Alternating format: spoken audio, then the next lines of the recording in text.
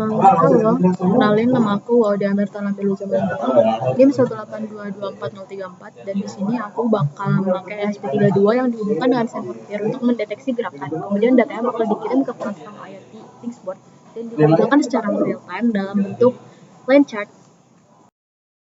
Alat dan bahan yang teman-teman butuhkan di sini adalah ada ESP32, ada breadboard, ada kabel male to female or apapun yang sesuai dengan kebutuhan aja.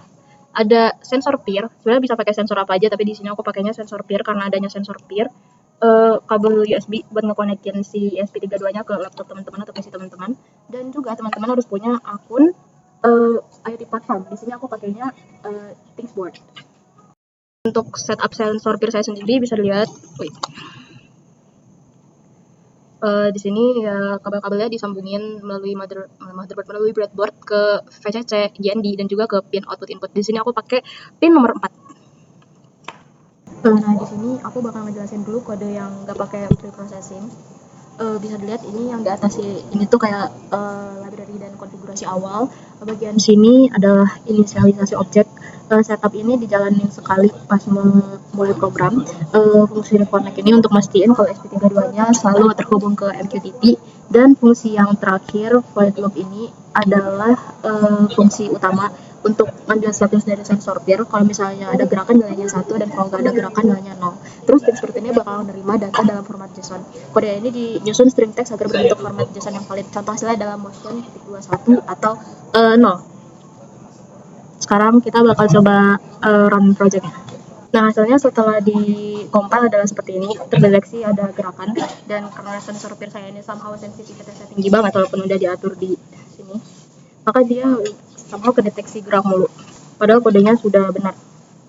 Di dashboard Thingsboard akan muncul seperti ini. Teman-teman kalau belum masuk ke Thingsboard harus login dulu, dan setelah login teman-teman akan masuk ke dashboard. Dan setelah masuk ke dashboard langsung aja add device. Teman-teman bakal dapat token yang nanti masukin aja ke kodenya.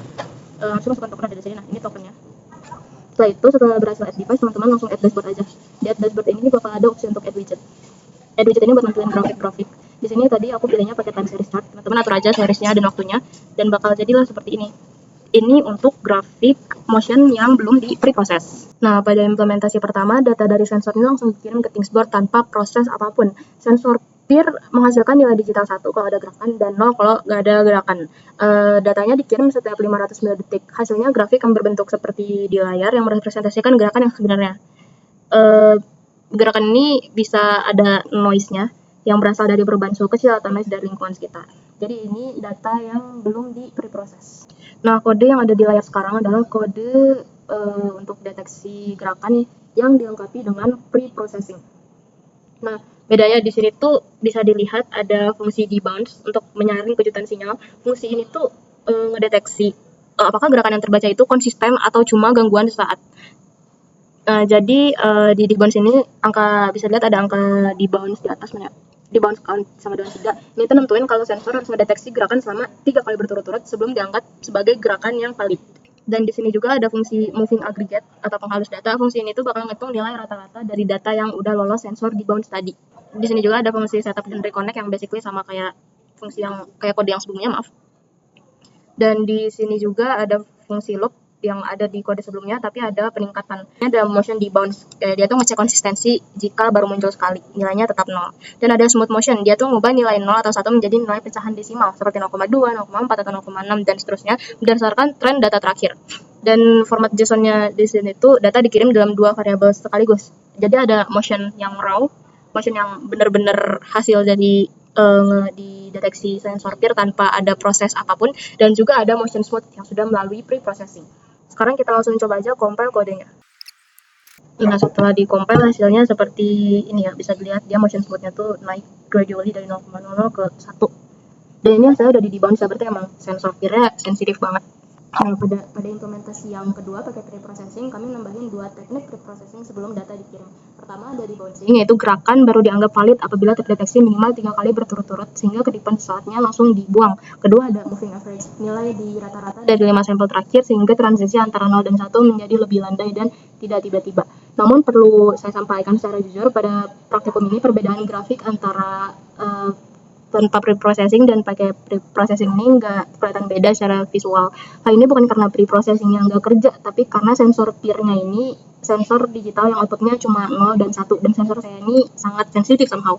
Pre-processingnya bekerja di level software, tapi ketika sumber noise berasal dari sensitivitas hardware sensor peer aku sendiri, dampaknya ini ya terbatas. Efek pre-processingnya akan jauh lebih terlihat pada sensor analog seperti sensor suhu atau sensor cahaya.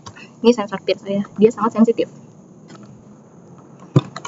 Nah, untuk kesimpulannya, pre-processing ini tetap merupakan langkah penting dalam sistem IoT untuk meningkatkan kualitas data sebelum dikirim ke platform. Dalam kasus sensor digital seperti peer, manfaatnya lebih kepada mengurangi false positif dibandingkan memperharus grafik. Sistem berhasil berjalan end-to-end dari sensor ESP32 MQTT hingga ke dashboard secara real time. Sekian dari saya, terima kasih.